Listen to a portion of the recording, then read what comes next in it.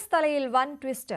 നിരവധി മൃതദേഹം മറവ് ചെയ്തുവെന്ന് വെളിപ്പെടുത്തൽ നടത്തിയ മുൻ ശുചീകരണ തൊഴിലാളിയെ അറസ്റ്റ് ചെയ്തു. ഇയാളുടെ മൊഴിയിൽ പൊരുത്തക്കേടുണ്ട് എന്നാണ് കണ്ടെത്തൽ. കേസിലെ പരാതിക്കാരിയായ സുജാത ഭട്ടും മൊഴിമാറ്റി. അനന്യ ഭട്ട് എന്ന മകൾ ഇല്ല എന്നാണ് അവരുടെ മൊഴി. KV ബൈജു ആണ് വിവരങ്ങളുമായി ചേരുന്ന. ബൈജു, എന്താണ് ധർമ്മസ്ഥലയിൽ സംഭവിക്കുന്നത്?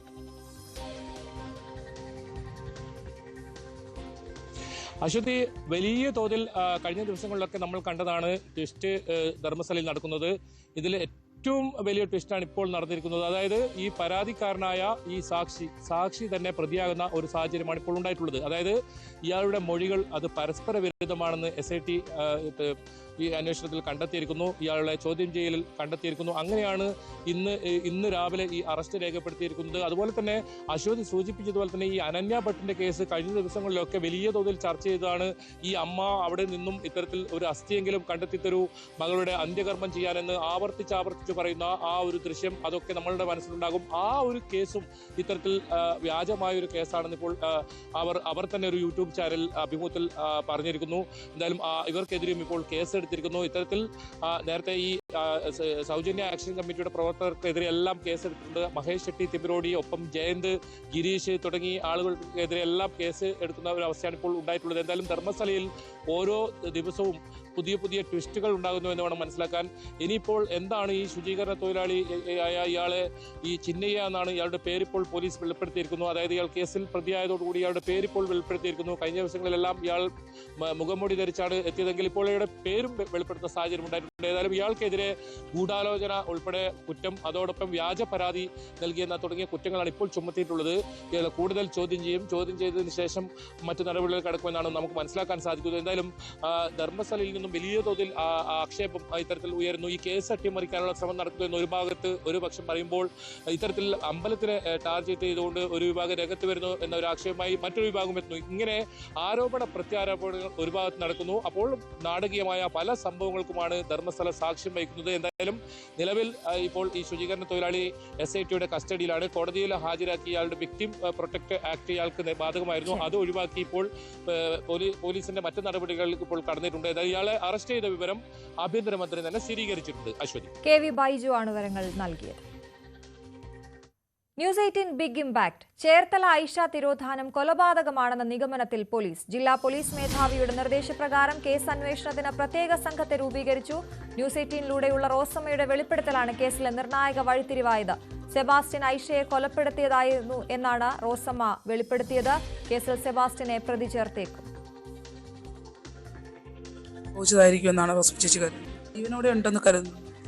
ഉണ്ടായിരുന്നല്ലേ എവിടെ ആയാലും അച്ഛനെ വിളിച്ചെന്നെ എങ്ങനെയായാലും ഞാനുമായിട്ട് ബന്ധപ്പെട്ടെ. എന്തെങ്കിലും സഹായിക്കാന്നൊക്കെ പറയുന്നുണ്ടായിരുന്നു ഐഷ. അത് കണ്ടായിരിക്കും പോയത്. പൈസ പോരാത്തതൊക്കെ അത് വന്നത് കിട്ടുമെന്ന് അറിഞ്ഞുകൊണ്ട് വല്ലതും ആയിരിക്കും പോയത്. ഒരു ദിവസം മുഴുവൻ അവർ ഒരുമിച്ച് ഇവിടെ ഉണ്ടായിരുന്നു.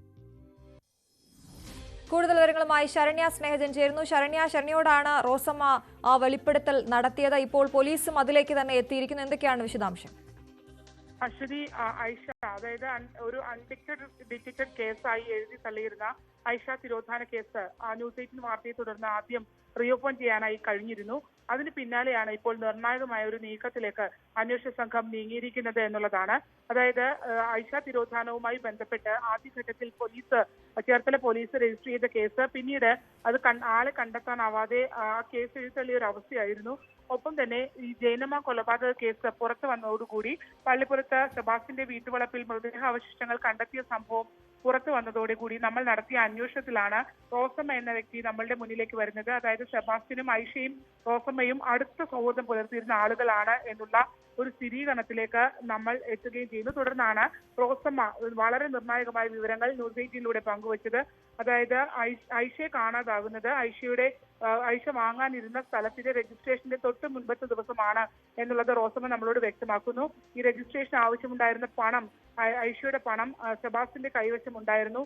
അത് വാങ്ങാനായി പോയ ഐഷയാണ് കൊല്ലപ്പെട്ടത്. ഐഷയെ സെബാസ്റ്റ്യൻ അപായപ്പെടുത്തിയിട്ടുണ്ടാകും എന്നുള്ളതാണ് റോസമ്മ നമ്മളോട് പങ്കുവച്ച വിവരം. തുടർന്ന് മാത്രമല്ല ഈ സെയിം മോഡസ്, അതായത് മറ്റ് കേസുകളിലേതുപോലെ തന്നെ മറ്റ് സ്ത്രീകളിലേതുപോലെ തന്നെ കാണാതായ ശേഷം ഐഷയുടെ ഫോണിൽ നിന്നും റോസമ്മയുടെ ഫോണിലേക്കടക്കം കോളുകൾ വന്നുകൊണ്ടേയിരുന്നു എന്നുള്ളതാണ്. കോൾ അറ്റൻഡ് ചെയ്യുന്ന ഘട്ടത്തിൽ ആരും സംസാരിക്കില്ല, അങ്ങനത്തെ ഒരു സാഹചര്യമായിരുന്നു ഉണ്ടായിരുന്നത്. അതായത് മറ്റ് ജൈനമ്മ ബിന്ദു പത്മനാഭൻ കേസുകളിൽ സമാനമായ രീതിയിൽ തന്നെയായിരുന്നു ഈ കേസ്. എന്തായാലും ന്യൂസ് 18ന്റെ ആ ഒരു വാർത്ത നമ്മളോടുള്ള അവരുടെ വെളിപ്പെടുത്തൽ പുറത്തു വന്നതോടുകൂടി ക്രൈംബ്രാഞ്ച്, സ്പെഷ്യൽ ബ്രാഞ്ച് ടീം അടക്കമുള്ള ആളുകൾ ഇവരിൽ നിന്നും വിശദാംശങ്ങൾ തേടിയിരുന്നു. ഇപ്പോൾ മറ്റൊരു ഘട്ടത്തിലേക്ക് അന്വേഷണം കടക്കുന്നു എന്നുള്ളതാണ്. ഇതിനുവേണ്ടി ജില്ലാ പോലീസ് മേധാവി നിർദ്ദേശിച്ചനുസരിച്ച് 9 അംഗ സംഘത്തെ, പ്രത്യേക അന്വേഷണ സംഘത്തെ നിയോഗിച്ചിട്ടുണ്ട്. ചേർത്തല സിയുടെ നേതൃത്വത്തിലുള്ള അരുണിന്റെ നേതൃത്വത്തിലുള്ള സംഘമാണ് ഇപ്പോൾ ഈ കേസ് അന്വേഷിക്കുന്നത്. ഒപ്പം തന്നെ ഇതിനകത്ത് ഏറ്റവും പ്രധാനപ്പെട്ടതെന്ന് പറയുന്നത് ഈ കേസിന്റെ വകുപ്പുകൾ, അതായത് ഒരു മിസ്സിംഗ് കേസായിട്ടാണല്ലോ നിലവിൽ ആ കേസുള്ളത്, അത് മാറ്റി അത് 302 അടക്കമുള്ള കൊലപാതക കുറ്റം അടക്കമുള്ള വകുപ്പുകൾ ചുമത്തി അത് പുതുക്കാനും, അതിന്റെ വകുപ്പുകൾ പുതുക്കാനും തീരുമാനമായിട്ടുണ്ട്. ശരി, ശരണ്യ സ്നേഹജനാണ് വിവരങ്ങൾ നൽകിയത്. ആലപ്പുഴ ഒറ്റപ്പനയിലെ വയോധികയുടെ കൊലപാതകത്തിൽ 2 പേർ കൂടി കസ്റ്റഡിയിൽ. തൃക്കുന്നപ്പുഴ സ്വദേശി സൈനലബ്ദീൻ എന്ന കുഞ്ഞുമോനും ഭാര്യ അനീഷയുമാണ് കസ്റ്റഡിയിലുള്ളത്. കൊലപാതകം നടന്ന 17-ന് ഇരുവരും വയോധികയുടെ വീട്ടിലെത്തിയിരുന്നതായി കണ്ടെത്തൽ. കേസിൽ പ്രദേശത്തെ പള്ളി ജീവനക്കാരൻ അബൂബക്കർ ഇന്നലെ അറസ്റ്റിലായിരുന്നു. പിടിയിലായവർക്ക് വയോധികയോട് മുൻവൈരാഗ്യം ഉണ്ടായിരുന്നുവെന്ന് പോലീസ് പറയുന്നു. ലയണൽ മെസ്സിയും സംഘവും നവംബറിൽ കേരളത്തിലേക്ക്. അർജന്റീന ഫുട്ബോൾ അസോസിയേഷൻ ഇക്കാര്യം ഔദ്യോഗികമായി സ്ഥിരീകരിച്ചു. നവംബർ 11-നും 18-നും ഇടയിൽ 5 ദിവസത്തിൽ കുറയാതെ ലോകകപ്പ് ജേതാക്കൾ കേരളത്തിൽ ഉണ്ടാകുമെന്നാണ് സംഘാടകരുടെ അവകാശവാദം. ഡിസംബർ 20-ാം തീയതിയാണ് ഞാൻ എഗ്രിമെന്റ് വെക്കുന്നത്. അപ്പോൾ കഴിഞ്ഞ ഡിസംബർ 20 തീയതി എഗ്രിമെന്റ് വെക്കുന്ന സമയത്ത് നമുക്ക് ക്ലാരിറ്റി ഉണ്ടായിരുന്നു ഇത് അർജന്റീന വരും എന്നുള്ള കാര്യം. പക്ഷെ അവർ അടുത്ത വർഷത്തേക്ക് സമയം മാറ്റി ചോദിച്ച സമയത്ത് നമ്മളത് കഴിയില്ല, ഈ വർഷം തന്നെ വേണം എന്നുള്ള ഒരു കാര്യത്തിൽ ചാട്ടി പിടിക്കുകയായിരുന്നു ഉണ്ടായിരുന്നത്. പക്ഷേ നമ്മളെ സംബന്ധിച്ചിടത്തോളം ഉണ്ടായിരുന്ന ഒരു ആത്മവിശ്വാസം എന്ന് പറയുന്നത് അർജന്റീന ടീം പോലെ ഒരു ടീം നമ്മളോട് പറഞ്ഞ് പണം മേടിച്ച് പറ്റിക്കില്ല എന്നുള്ളൊരു മൈൻഡ് സെറ്റ് ഉണ്ടായിരുന്നു നമുക്ക്. അതുകൊണ്ട് നമ്മൾ ഉറപ്പായിട്ട് പറഞ്ഞത് വരും എന്നുള്ള കാര്യം. അത് മിനിസ്റ്റർ അത് തന്നെയാണ് പറഞ്ഞത്, എല്ലാവരും അങ്ങനെ അത് തന്നെയാണ് പറഞ്ഞത്. നമ്മൾ അന്നും ഇന്നും പറയുന്നത് മെസ്സി വരും, കളിക്കും എന്നുള്ളത് തന്നെയാണ്. ഞാൻ തുടക്കം തുടങ്ങി പറഞ്ഞ കാര്യത്തിനകത്ത് ഒരു ഇഞ്ച് പോലും പിന്നോട്ട് പോയിട്ടില്ല ഈ സമയം വരെ, ഇത് അവർ ഔദ്യോഗികമായി പ്രഖ്യാപിക്കുന്ന സമയം വരെ. ആരാധകർക്ക് മെസ്സിയെ കാണാൻ സൗകര്യമൊരുക്കുമെന്നും അർജന്റീനയ്ക്കെതിരെ കളിക്കാൻ ഓസ്ട്രേലിയൻ ടീം സന്നദ്ധത അറിയിച്ചതായും കായികമന്ത്രി വി അബ്ദുറഹ്മാൻ പറഞ്ഞു. കേരളത്തിലെ ഫുട്ബോൾ ആരാധകർ, കേരളത്തിലെ മാത്രമല്ല ഇന്ത്യയിലെ ഫുട്ബോൾ ആരാധകരും മുഴുവൻ പ്രതീക്ഷിക്കുന്ന, ആഗ്രഹിക്കുന്ന ഒന്നാണ് സംഭവിക്കാൻ പോകുന്നത്. ഇതുമായി ബന്ധപ്പെട്ട ബാക്കിയുള്ള കാര്യങ്ങളൊക്കെ തന്നെ ചർച്ച ചെയ്ത് വരികയാണ്. കുറേയൊക്കെ കാര്യങ്ങൾ നമ്മൾ കഴിഞ്ഞിട്ടുണ്ട്. ഏതായാലും കേരളത്തിലെ ജനങ്ങൾക്ക് നൽകാൻ കഴിയുന്ന ഏറ്റവും നല്ലൊരു ഓണസമ്മാനമാണ് ഈ വർഷത്തെ ഈ കളി. അത് എങ്ങനെയാണ് നമ്മൾ ഓണം ആഘോഷിക്കുന്നത് അതേപോലെ തന്നെ നമുക്ക് ഈ കളിയെ ആഘോഷിക്കാൻ കഴിയും എന്നാണ് എനിക്ക് തോന്നുന്നത്. നമ്മൾ ബ്രസീൽ അടക്കമുള്ള, പോർച്ചുഗൽ അടക്കമുള്ള ടീമുകളോട് സന്നദ്ധത ചോദിച്ചിട്ടുണ്ടായിരുന്നു. അപ്പോൾ അവരുടെ മറുപടികളൊന്നും വന്നിട്ടില്ല. ഫിഫ റാങ്കിങ്ങിൽ 50-ൽ താഴെയുള്ള ഏതെങ്കിലും ടീമുകളാണ് വരിക.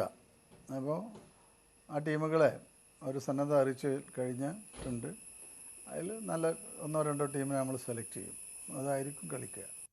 സ്പോർട്സ് ഡെസ്കിൽ നിന്നും എൽദോ പോൾ പുതുശ്ശേരി ചേരുന്നു. എൽദോ, വലിയ സന്തോഷം, ഊഹാപോഹങ്ങൾക്കൊക്കെ വിരാമമായിരിക്കുന്നു. ഏത് രീതിയിലാണ് കേരളം തയ്യാറെടുക്കുന്നത്, തിരുവനന്തപുരം തയ്യാറെടുക്കുന്നത്? അശ്വതി, ഏറ്റവും പ്രധാനപ്പെട്ട കാര്യം കേരളം ആവേശത്തോടുകൂടി ലയണൽ മെസ്സിയും സംഘത്തെയും ലോകകപ്പ് ജേതാക്കളെ സ്വീകരിക്കുമെന്നുള്ളതാണ്. നേരത്തെ മന്ത്രി സൂചിപ്പിച്ചതുപോലെ കേരളത്തിന് ലഭിച്ച ഒരു ഓണസമ്മാനമായി തന്നെ ഇതിനെ കാണാം. തിരുവനന്തപുരം ഗ്രീൻഫീൽഡ് സ്റ്റേഡിയത്തിലാണ് മത്സരം.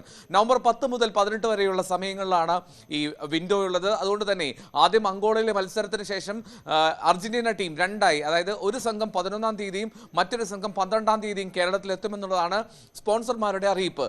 ഇതേ തുടർന്ന് 18-ാം തീയതി വരെ സമയമുണ്ട്. ഏതാണ്ട് ആ ആഴ്ചയിൽ വരുന്ന ശനി ഞായർ ദിവസങ്ങളിലായിരിക്കും പരമാവധി മത്സരം സംഘടിപ്പിക്കാൻ ശ്രമം എന്നുള്ളതാണ് കണക്കുകൂട്ടൽ. ഗ്രീൻഫീൽഡ് സ്റ്റേഡിയത്തിൽ ചില ഒരുക്കങ്ങൾ നടത്തേണ്ടതുണ്ട്. കാരണം ഒരു ക്രിക്കറ്റ് സ്റ്റേഡിയമാണ് നിലവിൽ ഗ്രീൻഫീൽഡ് സ്റ്റേഡിയം. ആ സ്റ്റേഡിയത്തെ ഒരു ഫുട്ബോൾ ടർഫിന് തുല്യമായി പരുവപ്പെടുത്തിയെടുക്കുക എന്നുള്ള വലിയ കടമ്പ മാത്രമാണ് മുന്നിലുള്ളത്. പക്ഷേ അത് അനായാസം ചെയ്യാൻ കഴിയും, മറികടക്കാൻ കഴിയുമെന്നുള്ളതാണ് സ്പോൺസർമാർ പങ്കുവയ്ക്കുന്ന പ്രതീക്ഷ. എന്താണെങ്കിലും മെസ്സിയും സംഘവും കളിക്കുമെന്നുറപ്പായി. എതിരാളി ആരാണ് എന്ന് മാത്രമാണ് അറിയേണ്ടത്.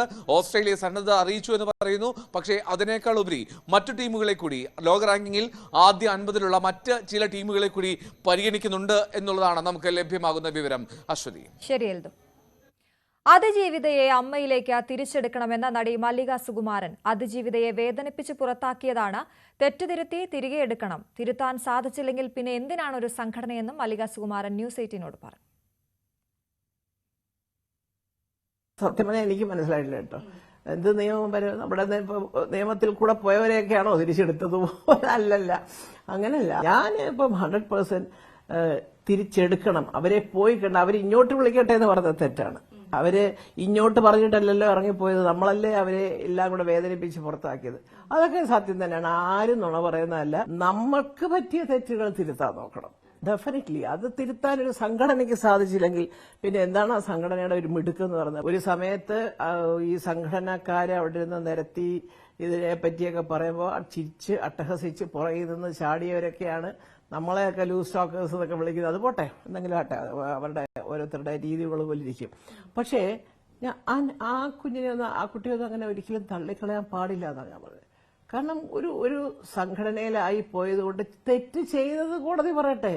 ഇപ്പൊ 3-4 പേരുടെ പേര് നമ്മൾ കേൾക്കുന്നില്ല, അവരോട് പറഞ്ഞു അവരിവരോട് പറഞ്ഞു എന്നൊക്കെ പറഞ്ഞെങ്കിലും ഇതിന്റെ യഥാർത്ഥ സംഭവം എന്താണെന്നുള്ളത് വ്യക്തമായിട്ട് പുറത്തു വരും. അപ്പൊ പിന്നെ നമ്മുടെ ഒരു ഉത്തരവാദിത്തമല്ലേ, ഒരബദ്ധം പറ്റി ഇങ്ങനെ വിഷമിച്ചു, ഒന്നുമില്ല കേട്ടോ, സോറി, ഞങ്ങളിങ്ങനെ പലരെയും അനുസരിക്കേണ്ടി വന്നു, അത് വിട്ട്